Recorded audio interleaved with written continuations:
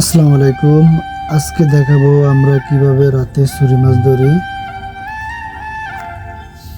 আসলে রাতে আমাদের স্পিড বোটের লাইটগুলা একেবারে ছোট ছোট, একটু একটু আলো, কিছুই দেখা যায় না ভালো করে।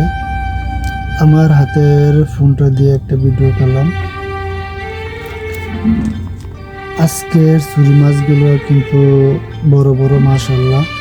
এক একটা ছুরি মাছের ওজন হবে 2 থেকে 3 কেজির উপরে। আসলে আমরা চিকন সুতা দিয়ে ছুরি মাছ ধরি, আপনারা দেখতেই পারতেছেন।